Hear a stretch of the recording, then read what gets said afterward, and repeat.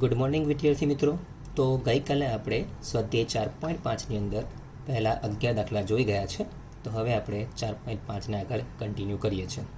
તો દાખલા નંબર 12 જુઓ, જેની રકમ છે, જો એ 2x2 શ્રેણિક હોય, બી એ આપેલ 2x2 શ્રેણિક હોય, તો સાબિત કરો કે A B whole inverse equal to B inverse into A inverse. મિત્રો, આ સૂત્ર આપણે અગત્યના પરિણામો પણ જોઈ રહ્યા છે, જેને તમારે એમસીક્યુ સ્વરૂપે મોડે પણ યાદ રાખવાનું છે. બરાબર છે? તો સૂત્ર આપણે અહીંયા સાબિત કરીએ છીએ. તો સૂત્રની અંદર ડાબી બાજુમાં એ અને બી શ્રેણિકનો ગુણાકાર કરવાનો છે અને પછી જે શ્રેણિક મળે એનો આપણે વ્યસ્ત શોધવાનો છે. એ કારણથી સૌપ્રથમ આપણે એ અને બી શ્રેણિકનો ગુણાકાર કરીએ છીએ. તો અહીં એ અને બી શ્રેણિકનો ગુણાકાર લખ્યો, એ શ્રેણિક, બી શ્રેણિક. હવે બંને શ્રેણિકનો આપણે ગુણાકાર કરીશું. મિત્રો, ગુણાકારના ઘણા બધા દાખલા આપણે આગળ જોઈ ગયા છે, તો હવે તમને ગુણાકાર આવડતો હશે જ, તો એને હું ફરીવાર એક્સપ્લેન કરતો નથી. તો આ બે શ્રેણિકોનો ગુણાકાર કરતાં આપણને શ્રેણિક ગુણાકાર 67, 87, 47, 61 મળે છે. તો હવે આપણી પાસે એ બી શ્રેણિક છે. હવે આપણે આનો જો વ્યસ્ત શોધવો હોય તો એ બી હોલ ઇન્વર્સનું સૂત્ર શું લખી શકાય? તો કે 1 નિશ્ચયકમાં A B into adjoint A બી. તો સૌ પ્રથમ મારે નિશ્ચયકમાં એ બી શોધવા પડે. તો અહીંયા મેં નિશ્ચયકમાં એ બી લખી દીધા છે. હવે આ ઘટકોને જો નિશ્ચયક સ્વરૂપે વિચારું તો એનું વિસ્તરણ અગ્રવિકર્ણના ઘટકોના ગુણાકારમાંથી પ્રતિવિકર્ણ ઘટકોનો ગુણાકાર બાદ કરવો પડે. તો આ બેનો ગુણાકાર્યો જે 4087 મળે છે, પછી આ બેનો ગુણાકાર 4089 મળે છે. બંનેની બાદબાકી કરી જે -2 આવે છે, જે શું છે? નોટ ઇક્વલ ટુ 0 છે. માટે અહીં આપણને વ્યસ્ત મળવાનો છે. બરાબર ને? હવે આપણે એડજોઇન્ટ એ બી શોધી કાઢીએ. તો એડજોઇન્ટ એ બી કેને શોધીશું? તો કે આપણી પાસે 2x2 શ્રેણિક હોવાથી અગ્રવિકર્ણના સ્થાન બદલી કાઢ્યા ને પ્રતિવિકર્ણની નિશાની બદલી છે. બરાબર ને? હવે એ બી હોલ ઇનવર્સનું સૂત્ર લખેલું છે કે A B whole inverse equal to 1 નિશ્ચયકમાં A B into adjoint A B. હવે નિશ્ચયકમાં એ બીની કિંમત મૂકી દીધી અને એડજોઇન્ટ એ બીની કિંમત મૂકી દીધી. બરાબર? હવે 1 અંદર ન ગુણો તો પણ ચાલશે, તો આપણે અહીંયા ગુણતા નથી, એને પરિણામ 2 આપ્યું. બરાબર છે? હવે જમણી બાજુ જુઓ. તો જમણી બાજુ કઈ છે? B inverse into A inverse. તો આપણે પહેલાં કરવું શું પડે? બીનો વ્યસ્ત શોધવો પડે, પછી એનો વ્યસ્ત શોધવો પડે, પછી બંનેનો ગુણાકાર કરવો પડશે. તો હવે આપણે બીનો વ્યસ્ત શોધીએ છીએ. તો આપણી પાસે બી શ્રેણિક તો છે જ. તો સૌ પ્રથમ મેં નિશ્ચયકમાં બી શોધું છું. તો નિશ્ચયકમાં બી ઇક્વલ ટુ બી શ્રેણિકના ઘટકોને નિશ્ચયકમાં લખ્યા, વિસ્તરણ કર્યું, જવાબ મળ્યો -2, જે 0 આવતો નથી, એટલે કે બીનો વ્યસ્ત મળવાનો છે. ત્યારબાદ એડજોઇન્ટ બી શોધ્યા, અગ્રવિકર્ણના સ્થાન બદલી કાઢ્યા, પ્રતિવિકર્ણની નિશાની બદલી. હવે બી ઇનવર્સનું સૂત્ર.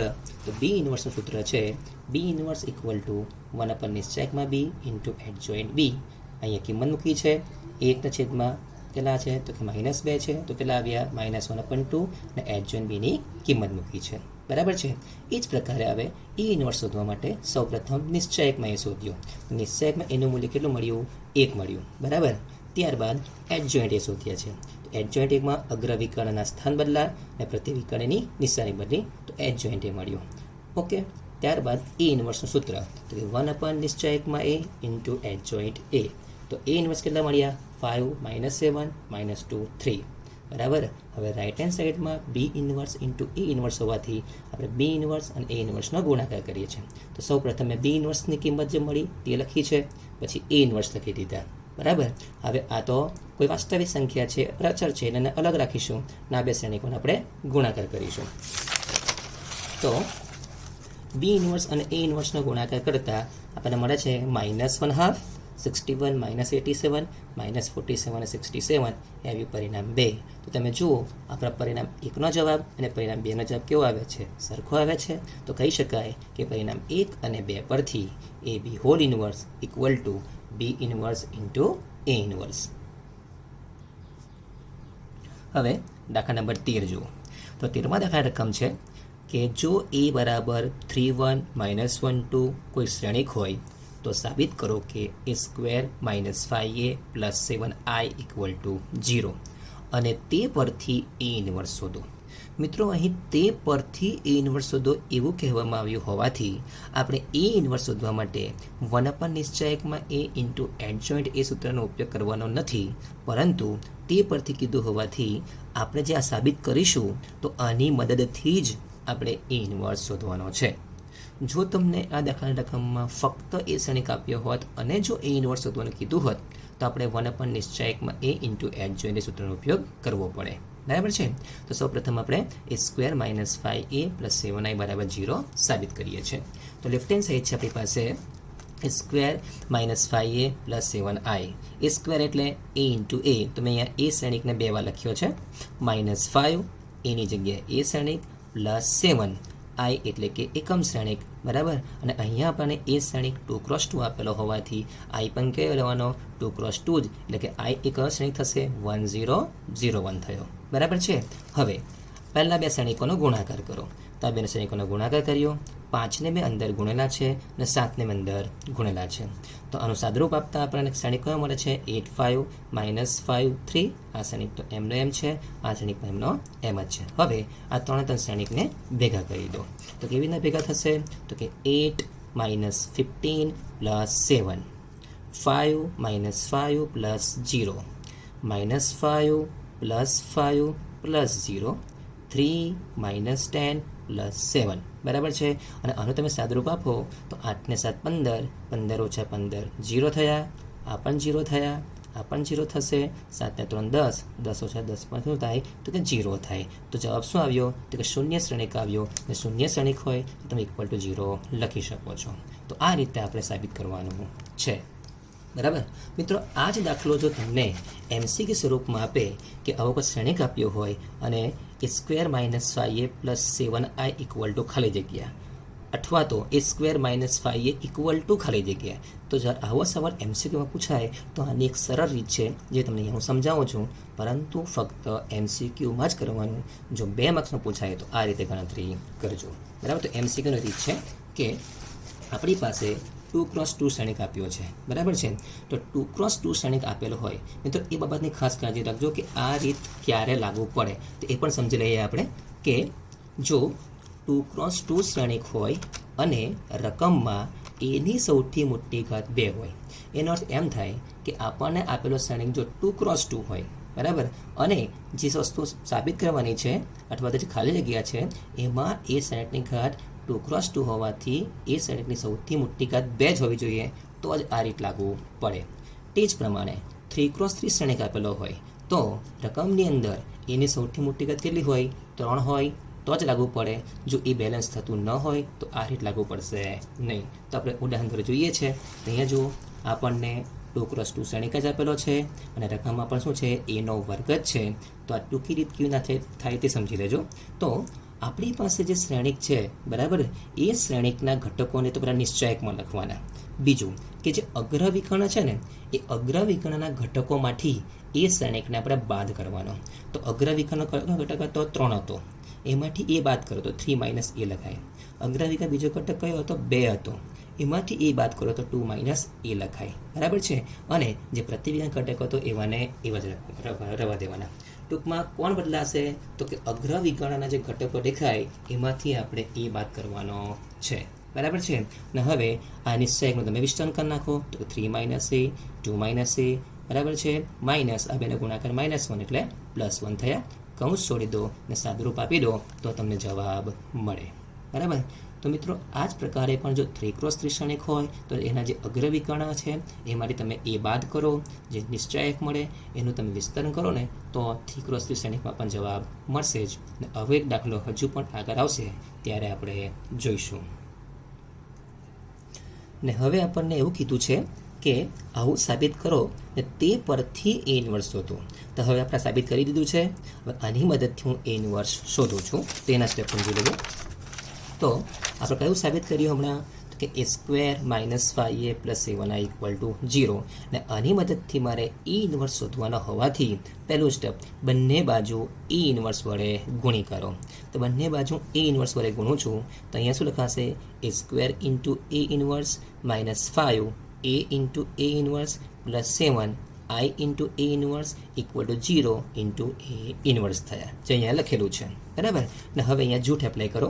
a² માંથી મેં a લખ્યા, એ જે બાકી રહ્યા એ એની a ઇન્વર્સ સાથે પેર બનાવી, -5 આ બેને મેં કૌંસમાં લખ્યા છે, +7 આઈ ઇન્ટુ એ ઇન્વર્સ તો શું આવે એ ઇન્વર્સ આવે, કારણ કે કોઈ પણ શ્રેણિકનો એકમ શ્રેણિક સાથે ગુણાકાર કરતા જવાબમાં ટી શ્રેણિક પોતે જ મળે, ઇક્વલ ટુ 0 સાથે ગુણાકાર તો 0 જ થાય.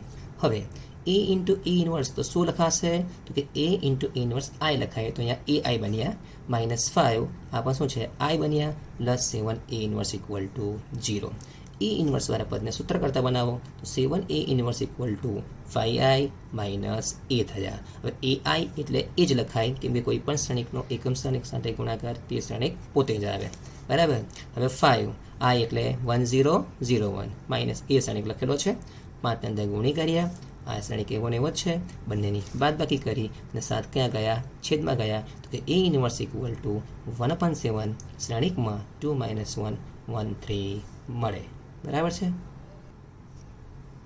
13માં જેવો જ 14માં દાખલો છે, જેમાં આપણને એ શ્રેણિક આપ્યો છે અને એના માટે સંખ્યાઓ એ અને બી આપણે શોધવાના છે, કે જેથી A² plus small a capital A plus BI બરાબર 0 થાય.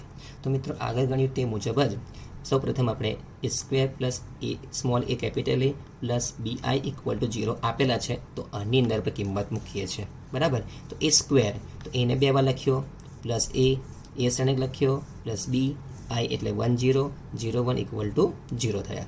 2 શ્રેણિકોનો ગુણાકાર કર્યો, એને અંદર ગુણી કર્યા છે, બીને અંદર ગુણ્યા છે, આ બધાને શું કરવાના આવે ભેગા કરવાના. તો સૌપ્રથમ મેં આનું સાદુરૂપ આપી દીધું, તો શ્રેણિક મળશે 11 8 4 3 ના શ્રેણિક એવા ને એવા જ છે. હવે આ બધાનો તમે સરવાળો કરો, તો સરવાળો કરતાં આપણને આ પ્રકારનો શ્રેણિક મળે છે, ઇક્વલ ટુ 0 એટલે કે શૂન્ય શ્રેણિક 0 0 0 0, બરાબર. હવે જે ઇક્વલ ટુ હોવાથી શ્રેણિકોની સમાનતા, તો કે 4 + a ઇક્વલ ટુ 0, તો એ કેટલા મળ્યા -4 મળ્યા, બરાબર છે. હવે 3 + a + b ઇક્વલ ટુ 0, આમાં એની કિંમત મૂકી દો તો શું મળશે b મળશે. તો આ પ્રકારે આપણે એ અને બી શોધવાના છે, બરાબર મિત્રો. તો હવે આગળ વધીશું, તો દાખલા નંબર 15 જુઓ. જેવી રીતે આપણે આગળ 13મા દાખલામાં A² માટે જોયું, એવું જ અહીંયા એની 3 ઘાત માટે છે.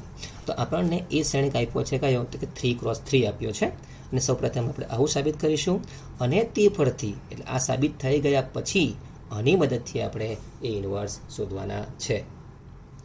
તો આપણે જે સાબિત કરવાનું છે એમાં એનો ઘન હોવાથી આપણે પહેલાં એનો ઘન શોધવો પડે, પણ એનો ઘન ડાયરેક્ટ મળશે નહીં. તો સૌપ્રથમ હું A² શોધું છું, તો A² બરાબર એ શ્રેણિક ગુણ્યા એ શ્રેણિક, એ શ્રેણિકને 2 વાર લખ્યો, બરાબર. અને હવે આપણે આગળ જોઈ ગયા તે મુજબ બંનેનો ગુણાકાર કરીશું. ગુણાકાર આપણને આવડે છે, તો ગુણાકાર કરતાં આપણને A² કેટલા મળ્યા, તો કે 4 2 1 -3 8 -14 7 -3 14, બરાબર છે. આ A² નું મૂલ્ય મળ્યું. હવે A³ શોધવા હોય તો શું લખાશે, તો કે A³ બરાબર A² ઇન્ટુ a થાય. તો હવે A² શ્રેણિકનો ગુણાકાર આપણે એ શ્રેણિક સાથે કરવાનો છે. તો હવે જુઓ, A³ બરાબર ત્યારે A² શ્રેણિક લખ્યો, પછી એ શ્રેણિક લખ્યો, બંને શ્રેણિકોનો મેં ગુણાકાર કર્યો છે. તો ગુણાકાર કરતાં A³ આપણને 871 -23 27 -69 32 -13 અને 58 મળે છે, બરાબર. હવે આ બધી કિંમત લેફ્ટ હેન્ડ સાઈડમાં મૂકી દો. તો લેફ્ટ હેન્ડ સાઈડ આપણી પાસે છે A³ -6a² + 5a + 11i, બરાબર. સૌપ્રથમ A³ ની કિંમત મૂકી, પછી A² ની, એની અને આઈની કિંમત મૂકી, બરાબર. મિત્રો આ બધું મારે એક્સપ્લેન કરવાની જરૂર નથી, તમને આવડે જ છે.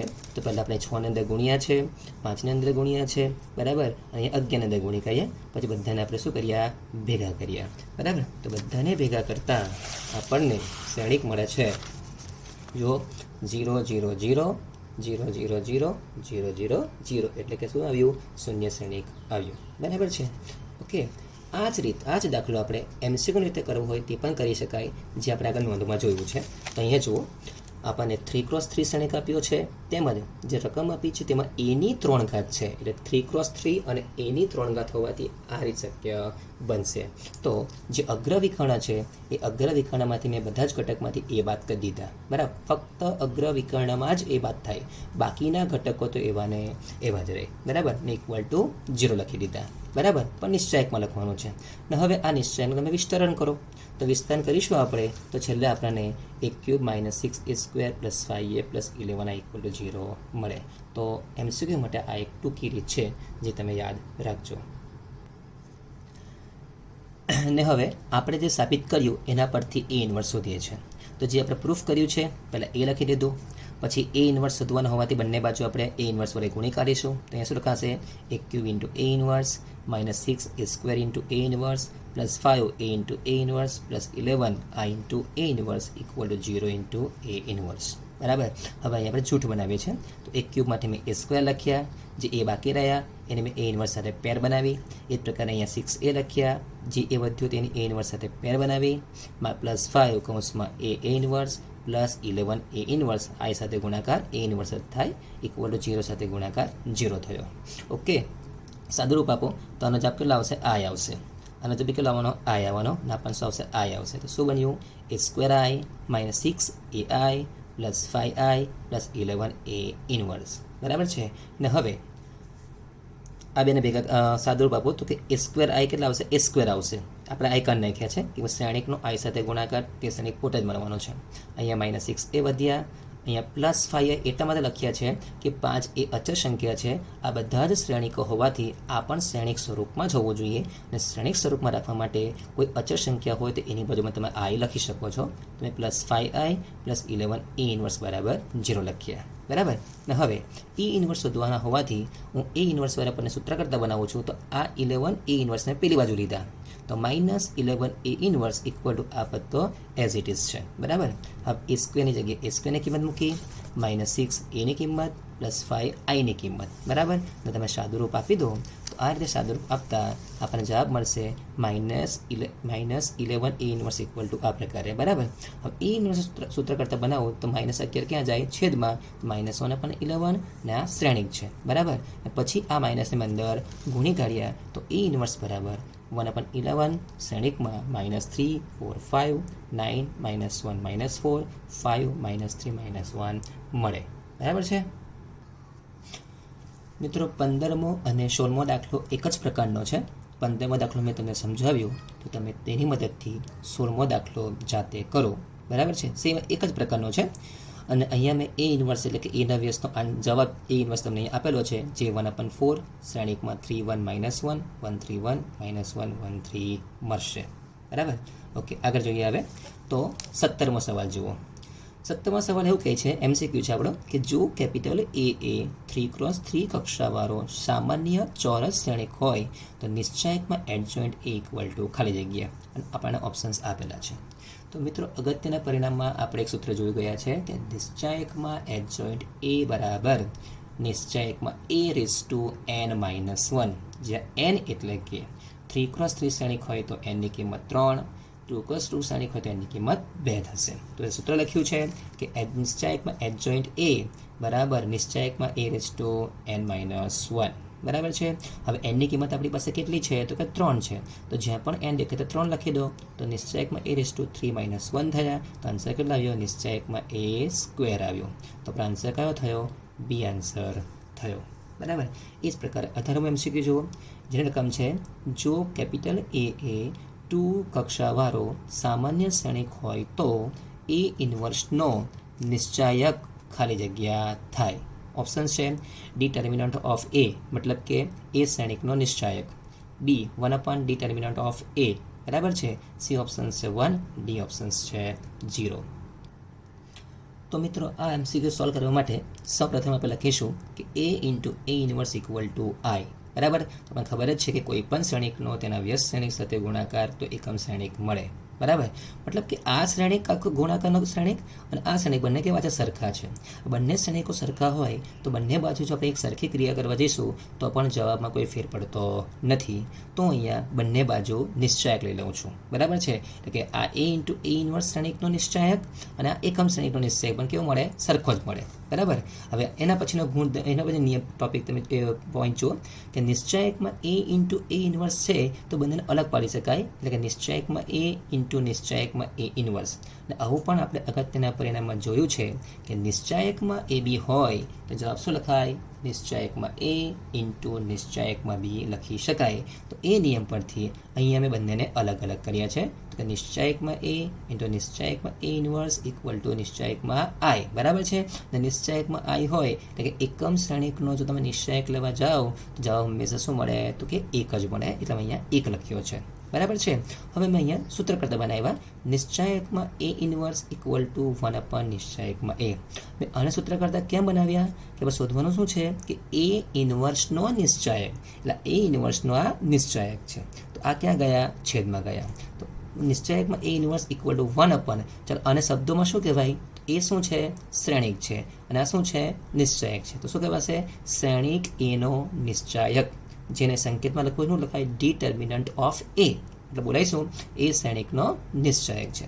તો નિશ્ચાયકના એને આપણે શબ્દમાં લખ્યું છે કે ડિટર્મિનન્ટ ઓફ એ. તો આપણો આન્સર શું મળ્યો? 1/, ડિટર્મિનન્ટ ઓફ એ મળ્યો, એટલે કે આપણો આન્સર બી છે. બરાબર છે. તો મિત્રો આટલા દાખલાનો તમે અભ્યાસ કરો. ત્યારબાદ નીચે મેં તમને ઉદાહરણ 23 થી ઉદાહરણ 26 સુધીના દાખલા હોમવર્કમાં આપ્યા છે, એ જાતે ગણો. તો અહીંયા આપણું સ્વાધ્યાય 4.5 પૂરું થાય છે. આવતીકાલે આપણે સ્વાધ્યાય 4.6 સ્ટાર્ટ કરીશું, જે સુરેખ સમીકરણ સંહતિના ઉકેલ પર આધારિત છે, એટલે કે થિયરીનો છેલ્લો પોઈન્ટ. તો એને તૈયાર કરી દેજો.